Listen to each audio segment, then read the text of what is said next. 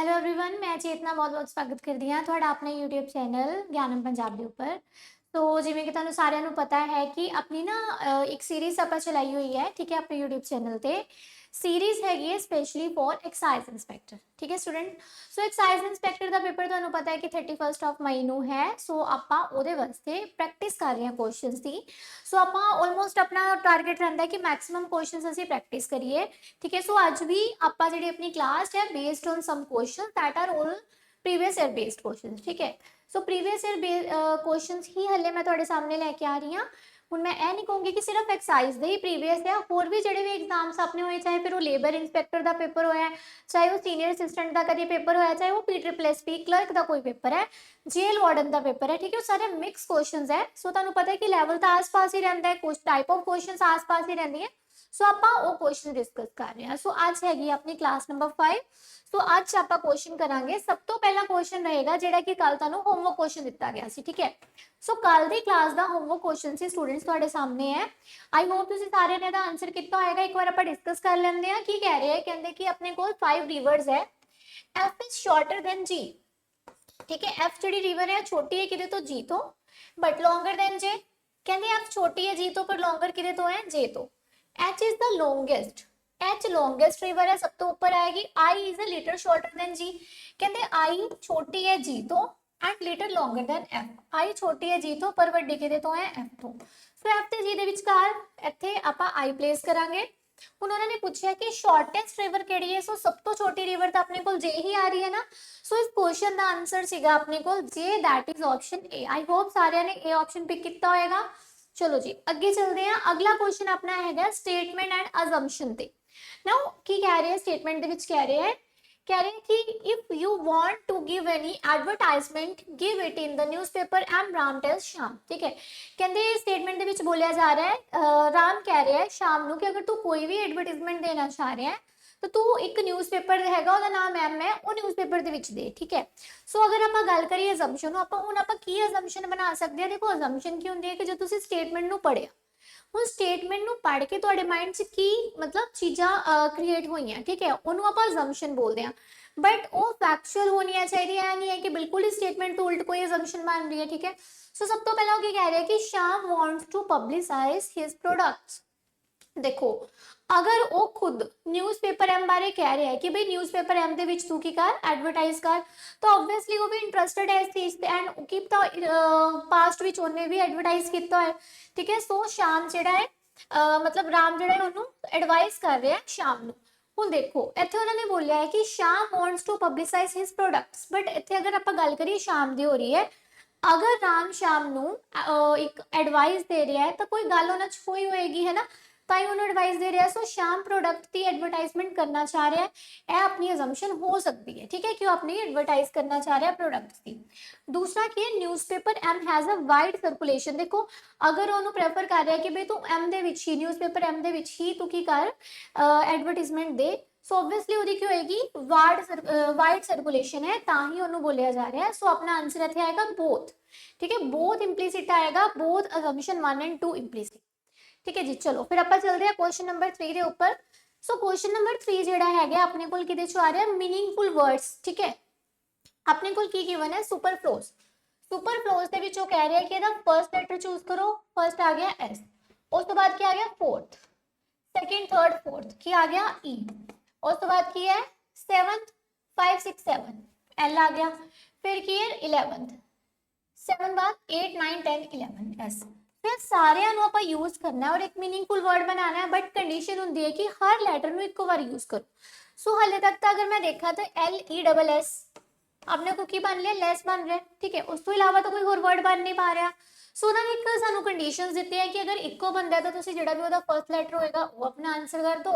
अगर no meaningful words, अगर कोई भी मीनिंगफुल वर्ड नहीं बन रहा तो अपना आंसर ਤੁਹਾਡਾ ਕੀ ਹੋ ਜਾएगा, फिर X हो जाएगा। बट अपना एक बन रहा है, एक बन रहा है तो आप की करांगे तो जो पहला लैटर है वही अपना आंसर होएगा। तो इस क्वेश्चन का आंसर आ गया सी ऑप्शन। क्लियर है सारिਆਂ ਨੂੰ। चलो नेक्स्ट देखते हैं एक बार। क्वेश्चन नंबर 4 की कह रहा है, कहते अगर किसी भी नॉन लीप ईयर का, अगर किसी भी नॉन लीप ईयर का यानी कि नॉर्मल ईयर का फर्स्ट डे फ्राइडे है तो ਉਹਦਾ ਲਾਸਟ ਡੇ ਦੱਸੋ। ਦੇਖੋ ਕਦੇ ਵੀ ਅਗਰ ਨਾਰਮਲ ਈਅਰ ਆਏ ਜੋ ਉਹਦਾ ਫਰਸਟ ਹੁੰਦਾ ਨਾ ਉਹੀ ਉਹਦਾ ਲਾਸਟ ਹੁੰਦਾ, ਜੋ ਵੀ ਉਹਦਾ ਫਰਸਟ ਹੋਏਗਾ ਉਹੀ ਲਾਸਟ ਹੋਏਗਾ। ਸੋ ਉਹਦਾ ਲਾਸਟ ਡੇ ਵੀ ਕੀ ਬਣੇਗਾ ਫਿਰ ਫਰਾਈਡੇ। ਯਾਦ ਰੱਖਣਾ ਤੁਸੀਂ ਹਮੇਸ਼ਾ ਨਾਰਮਲ ਈਅਰ ਦੇ ਵਿੱਚ ਫਰਸਟ ਤੇ ਲਾਸਟ ਡੇ ਸੇਮ ਹੁੰਦੇ ਆ, ਬਟ ਲੀਪ ਈਅਰ ਦੇ ਵਿੱਚ ਇੱਕ ਦਿਨ ਦਾ ਡਿਫਰੈਂਸ ਹੁੰਦਾ ਹੈ ਪਹਿਲੇ ਤੇ ਅਖੀਰਲੇ ਦਿਨ 'ਚ। ਉਸ ਤੋਂ ਬਾਅਦ ਆਪਣੇ को ब्लड रिलेशन ਦਾ क्वेश्चन है स्टूडेंट, ठीक है। अगला क्वेश्चन कादा है ब्लड रिलेशन केड़ी वाली टाइप है, कोडेड फॉर्म, ठीक है जी। चलो करिए जरा। सो इतने सानू मल्टीप्लाई का मीनिंग गिवन है A multiply B means A is brother of B, ठीक है, इन्ना गिवन है सानू। उस तो बाद माइनस का मदर, प्लस का की है फादर, डिवाइड का की है सिस्टर। सो सब तो पहला अगर आप देखिए दो क्वेश्चन सानू गिवन है। पहला क्वेश्चन सानू कह रहा है कि इदा दी केड़ी ऑप्शन है जिहदे विच m नीस बन जावे m दी। ਹੁਣ ਇੱਕ ਤਾਂ ਆਪਸ਼ਨ ਹੈ ਕਿ ਸਾਰੀਆਂ ਦੀਆਂ ਸਾਰੀਆਂ ਆਪਸ਼ਨ ਤੁਸੀਂ ਇੱਥੇ ਡਰਾ ਕਰੋ ਐਂਡ ਚੈੱਕ ਕਰੋ, ਬਟ ਮੈਨੂੰ ਪਤਾ ਹੈ ਉਹਨਾਂ ਨੇ ਕੀ ਕਿਹਾ ਹੋਇਆ ਕਿ m is niece of n। ਹੁਣ ਜਿਹਦੇ ਵਿੱਚ ਤੁਹਾਡੇ ਕੋਲ m ਦਾ ਜੈਂਡਰ ਕਲੀਅਰ ਹੋ ਪਾ ਰਿਹਾ ਤੁਸੀਂ ਉਹਦੇ ਚ ਦੇਖ ਲਓ। ਅਗਰ ਮੈਂ ਦੇਖਾਂ ਇਹ ਵਾਲੀ ਆਪਸ਼ਨ m ਮਲਟੀਪਲਾਈ, ਸੋ ਮਲਟੀਪਲਾਈ ਦਾ ਕੀ ਮਤਲਬ ਹੈ ਬ੍ਰਦਰ, ਸੋ ਇਹਦੇ ਵਿੱਚ m ਕੀ ਬਣ ਜਾਏਗੀ, ਇਹਦੇ ਵਿੱਚ ਤਾਂ m ਜਿਹੜਾ ਪਲੱਸ ਬਣ ਗਿਆ ਮੇਲ, ਇਹ ਆਪਸ਼ਨ ਤਾਂ ਹੋ ਨਹੀਂ ਸਕਦੀ। ਇਹ ਵਾਲੀ ਆਪਸ਼ਨ ਚ ਕੀ ਹੈ ਡਿਵਾਈਡ ਆ ਰਿਹਾ, ਡਿਵਾਈਡ ਦਾ ਮਤਲਬ ਕੀ ਹੈ, ਡਿਵਾਈਡ ਦਾ ਮਤਲਬ ਹੈ ਸਿਸਟਰ, ਸੋ मे बी ਇਹ ਆਪਸ਼ਨ ਹੋ ਜਾਏ। लास्ट वाले की है प्लस, प्लस का मतलब क्या होता है फादर, ठीक है। जे फादर है m का बट मैनू m का जेंडर का पता नहीं लगेगा, यह दो ऑप्शन के विच तो सानू जेंडर ही नहीं पता चल पाएगा। सो आप सीधा डी ऑप्शन चेक करते हैं। डी ऑप्शन च की है n divide j plus m divide d। So divide का मतलब सानू दिता है उन्होंने सिस्टर, कहते n सिस्टर है कि j दी, ठीक है। उस तो बाद प्लस का मीनिंग की है फादर, जे फादर है किदा m दा, सो m सिस्टर है किदी d दी। सो n उन्होंने कहा m नीस बननी चाहिए है n दी, ये n है, ये ब्रदर है, ब्रदर दी बेटी कौन होंदी है, नीस होंदी है। सो अपना आंसर इत्थे क्या आएगा ऑप्शन, केड़ी वाली ऑप्शन आएगी अपने को इत्थे डी ऑप्शन, ठीक है जी। डी ऑप्शन आपां चेक कीती, अपना आंसर आ गया। सो तुसीं इह चीज़ की हेल्प लै सकते हो कि जिहदे विच तुहानूं नज़र आ रहा है ऑलरेडी कि अपने को जेंडर ही m का की बन रहा है, m तो नहीं से आप माइनस आना चाहिए जेंडर, बट जेंडर ही उत्थे प्लस बन रहा है, वो तो आप पहला ही कैंसल आउट कर देंगे। चलो अगे चलिए, अगला की कह रहा है बी कहते ग्रैंड फादर है, किहदा ग्रैंड फादर है f दा। चलो बनाते हैं। ਹੁਣ ग्रैंडफादर का मतलब प्लस, सो पहली ऑप्शन ਦੇ ਵਿੱਚ मल्टीप्लाई का मतलब की है ब्रदर हो सकता है, बी फिर उस तो बाद प्लस का मतलब की है फादर है भी हो सकता है, माइनस का मतलब की है मदर। सो यह ऑप्शन कैंसल, डिवाइड का मतलब सिस्टर है ऑप्शन कैंसल। सो यह दोनों चो ही कोई आंसर होएगा। चलो ए ऑप्शन बना के देखिए। मल्टीप्लाई का मतलब सानू दिता होया ब्रदर, ठीक है। तो एक अगर ब्रदर का रिलेशन विच काउंट हो गया, हुण दूसरा चाहे मदर या फादर आ भी जाए तो भी अपने को ग्रैंडफादर नहीं बन सकता। सो आप सीधा बी ऑप्शन देखते हैं। प्लस, प्लस का मतलब क्या है फादर, सो बी फादर है, किदा फादर है जे दा। फिर आ गया माइनस, माइनस का मतलब क्या है मदर, जे मदर है, किदी मदर है एफ दी। तो बी बनना चाहिए सी ग्रैंडफादर, बिल्कुल बन गया। केड़ी ऑप्शन के नाल बने है ऑप्शन बी दे नाल। आई होप सारे दा आंसर ऑप्शन बी ही आया होएगा। चलो नेक्स्ट देखते हैं क्वेश्चन नंबर 7। सानू एक क्वेश्चन गिवन है, एक वर्ड गिवन है, वर्ड की है डिप्रेशन, ठीक है। वर्ड गिवन है डिप्रेशन, इस वर्ड ਦੇ ਵਿੱਚੋਂ ਕੀ ਕਹਿ ਰਿਹਾ ਫਰਸਟ ਤੇ ਸੈਕੰਡ ਲੈਟਰ ਨੂੰ ਇੰਟਰਚੇਂਜ ਕਰ ਦੋ, ਯਾਨੀ ਕਿ ਇੱਥੇ ਡੀ ਆ ਗਿਆ, ਇੱਥੇ ਈ ਆ ਗਿਆ। ਉਸ ਤੋਂ ਬਾਅਦ ਕੀ ਕਰਨਾ ਹੈ ਥਰਡ ਤੇ ਫੋਰਥ ਨੂੰ ਕਰ ਦੋ ਆਰ ਪੀ, ਫਿਰ ਕੀ ਕਰਨਾ ਹੈ ਫਿਫਥ ਤੇ ਸਿਕਸਥ ਨੂੰ ਕਰ ਦੋ ਐਸ ਈ, ਫਿਰ ਕੀ ਕਰਨਾ ਹੈ ਸੋ ਔਨ, मतलब ਜਿਹੜੇ ਬੱਚੇ ਉਹਨਾਂ ਨੂੰ ਵੀ ਕਰ ਦੋ ਆਈ ਐਸ ਐਨ ਨੂੰ ਕਰਤਾ। ਹੁਣ ਕੀ ਕਰਨਾ ਹੈ ਆਪਾਂ which of the following will be seventh letter from the right. Seventh letter from the right ਕਿਹੜਾ ਆਏਗਾ 1 2 3 4 5 6 7। तो अपना आंसर इत्थे की आ जाएगा R, that is option A. Seventh letter आप दसना सी राइट, तो अपने को कितना आ गया आर। चलो अगला क्वेश्चन है गया अपना वेन डायग्राम दा। वेन डायग्राम दा क्वेश्चन है, तो कुछ एलिमेंट्स गिवन है, केड़ा केड़ा एलिमेंट है साडे कोल है म्यूजिशियन, मैन एंड वूमन। सो तुसी दसोगे कि चारों ऑप्शंस दे विचों केड़ी ऑप्शन उन्होंने बेस्ट रिप्रेजेंट कर रही है। सो पहली ऑप्शन की अगर आप गल करिए, अगर मैं इनू म्यूजिशियन मान ला, एनू मैं मैन मान ला, एनू मैं वूमन मान ला, तो बिल्कुल ठीक आएगा, क्योंकि आप कह रहे हैं कि म्यूजिशियन का कुछ हिस्सा मैन च है, म्यूजिशियन का कुछ हिस्सा वूमन च है। मैन ते वूमन का आपस च डायरेक्ट कोई रिलेशन नहीं है। सो यही होएगा बेस्ट आंसर, है ना, यही होएगा बेस्ट आंसर। चलो नेक्स्ट है तुसी की करना है डिक्शनरी ऑर्डर च लगाना है। फटाफट एक बार इनू देखो, इनू आप डिक्शनरी ऑर्डर च लगाना है। जिन्ने भी वर्ड सानू गिवन है अकॉर्डिंग टू डिक्शनरी, जिवें जिवें डिक्शनरी दे विच प्रेजेंट हुंदे हैं उस तरीके दे नाल आपां इहनूं की करांगे, इत्थे प्लेस करांगे, राइट। देखो सब तो पहला जे तो देखो सारिया च ही है, फिर आ गया ई ए सो पहला ए आंदा है, बाद विच अपने को ई आंदा है ना, पहला की आंदा है ए आंदा है, फिर ई आंदा है।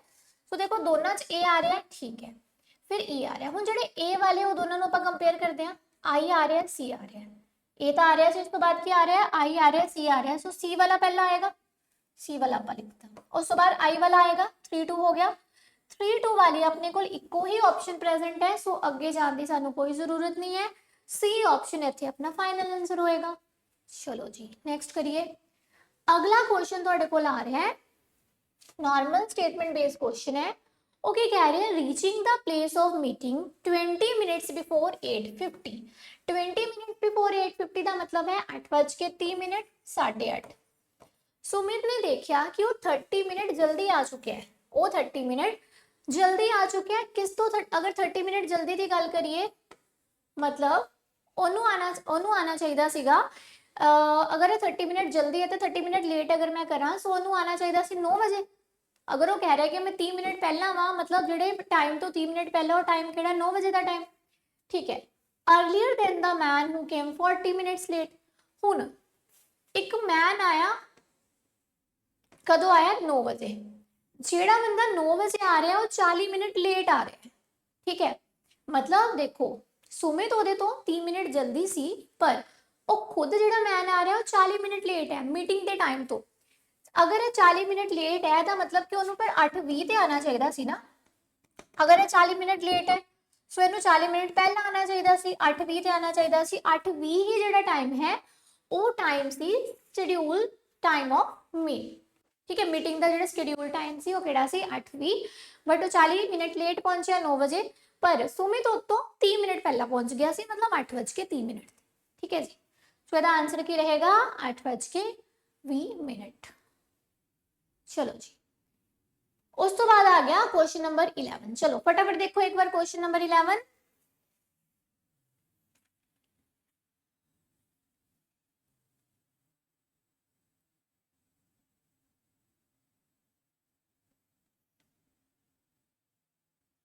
देखिए चलो वो कह रहे हैं कि अगर 25th of August in a particular year is Thursday then the number of Mondays in that year.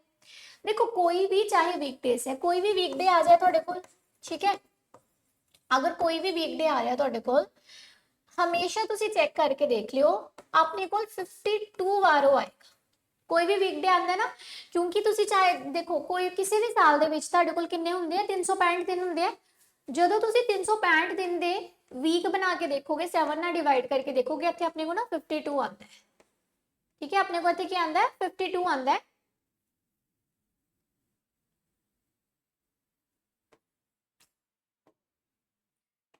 ਇਹ ਚੀਜ਼ ਹੁੰਦੀ ਹੈ।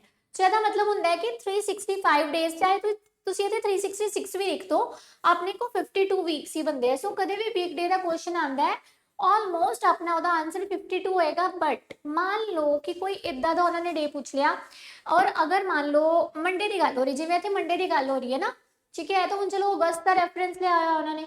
अगर तुम चेक करके देखो अगर उत्थे ईयर प्रेजेंट है तो ठीक है, हुण इत्थे ईयर प्रेजेंट नहीं है, सो आपां नॉर्मली किसी भी नॉर्मल किसी ईयर की गल की है।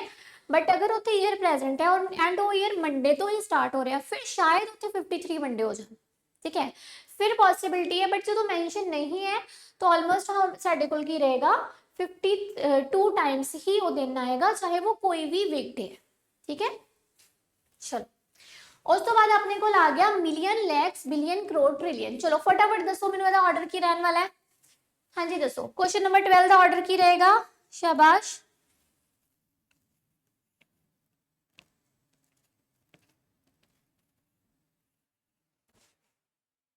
मिलियन, लैक्स की आएगा दसो।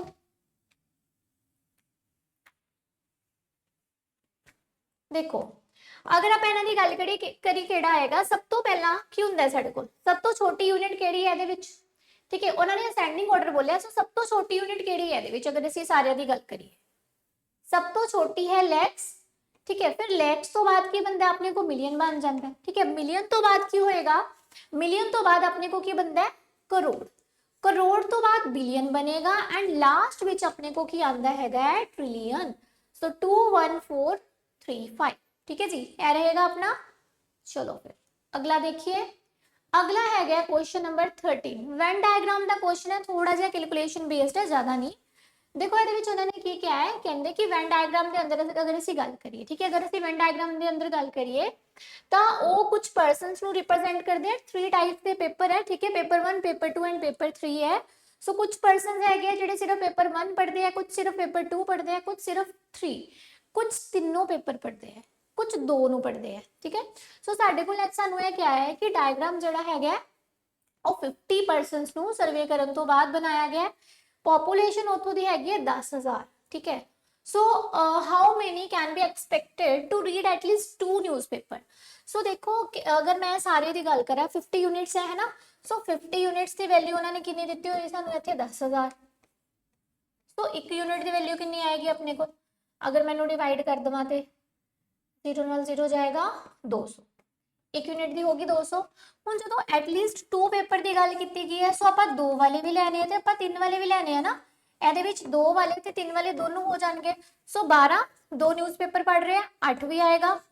ਜਿਹੜਾ 2 ਹੈ ਉਹ ਸਾਰੇ ਨਿਊਜ਼ਪੇਪਰ ਪੜ੍ਹ ਰਹੇ ਆ ਤੇ 5 ਵੀ ਆਏਗਾ। ਸੋ ਇਹ ਕਿੰਨਾ ਹੋ ਜਾਏਗਾ, ਦੇਖੋ 12 8 20 25 ਤੇ 27। ਸੋ 27 यूनिट्स की वैल्यू आप पता करनी है। 27 ਨੂੰ ਆਪਾਂ ਕੀ ਕਰਾਂਗੇ 200 ਦੇ ਨਾਲ ਮਲਟੀਪਲਾਈ।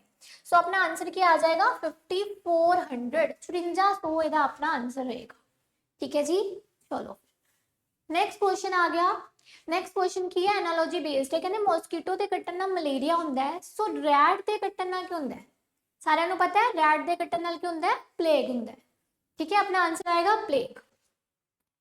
अगला क्वेश्चन अपने कोल किहदे बेस ते हैगा? अगला क्वेश्चन हैगा साडे कोल ब्लड रिलेशन दा। कहते मोहना सेज अनुज फादर, तो पहला आप अनुज फादर बना दिए, Anuj father, Anuj father is only son of my mother. ਹੁਣ ਮੋਹਨਾ ਬੋਲ ਰਹੀ ਹੈ ਕਿ ਮੇਰੀ ਮਦਰ ਦਾ ਓਨਲੀ ਸਨ, ਇੱਦਾਂ ਹੀ ਬਣੇਗਾ ਉਹਦਾ ਭਰਾ।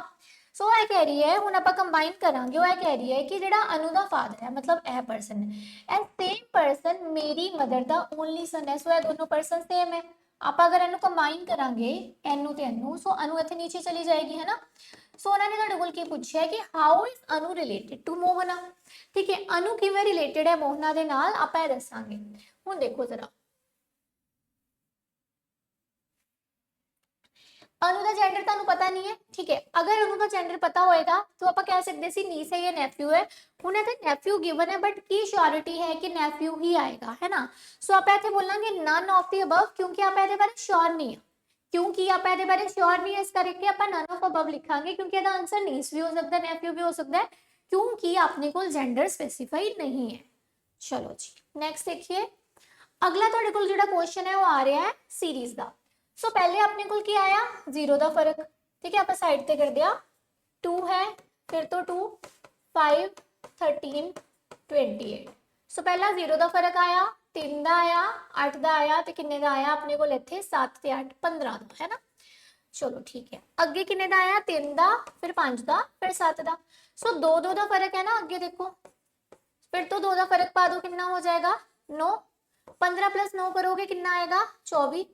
सो 28 प्लस 24 कर दो, कितना आएगा देखो 8 4 12, 52 ਇਹਦਾ फाइनल आंसर रहेगा।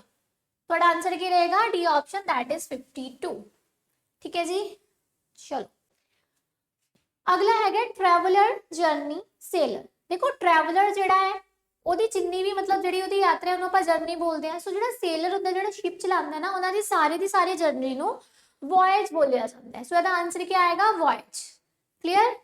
अगला क्वेश्चन की है मणिपुर हरियाणा असम लद्दाख। मणिपुर हरियाणा ते असम सारे की है प्रॉपर स्टेट्स है, लेकिन लद्दाख की है यूटी है। ठीक है, यूनियन टेरिटरी है। सो डिफरेंट हो जाएगी। इस क्वेश्चन से सीगा कि 4 ऑप्शन दे विचों 3 सेम है, एक डिफरेंट है। सो डिफरेंट आप फाइंड कर चुके हैं लद्दाख। नेक्स्ट आपने को क्वेश्चन नंबर 19 ਦੇ ਵਿੱਚ ਕੀ ਹੈ, ਆਪਾਂ ਇੱਕ पेयर ਲੱਭਣਾ ਹੈ ਜਿਹੜਾ ਕਿ डिफरेंट है। सो ਇਹਦੇ ਵਿੱਚ डिफरेंस वगैरह करके देखोगे कुछ नहीं समझ आएगा। सो आप ਇਹਦਾ डिजिटल सम देखिए, 18 ਦਾ 9 आ रहा है, 5 4 9, 5 आ रहा है, 5 आ रहा है, 9 आ रहा है, 9 आ रहा है, 11 आ रहा है, 10 आ रहा है। सो डिफरेंट कौन होया सी ऑप्शन, क्योंकि बाकी ਸਾਰਿਆਂ ਦੇ ਵਿੱਚ ਜਿਹੜਾ ਦੋਨਾਂ ਦਾ डिजिटल सम है ਉਹ सेम आ रहा है, बट ਇਹਦੇ ਵਿੱਚ सेम नहीं आ रहा।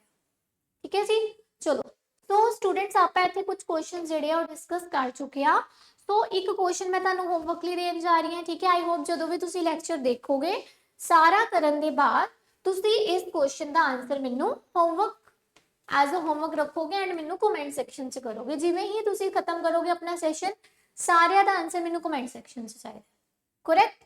ਚਲੋ ਸਟੂਡੈਂਟਸ, ਸੋ ਮਿਲਦੇ ਹਾਂ ਫਿਰ ਆਪਾਂ ਆਪਣੀ ਨੈਕਸਟ ਕਲਾਸ ਦੇ ਵਿੱਚ, ਦੈਟ ਇਜ਼ ਮੰਡੇ ਕਲਾਸ 6 ਦੇ ਨਾਲ। Thank you so much everyone.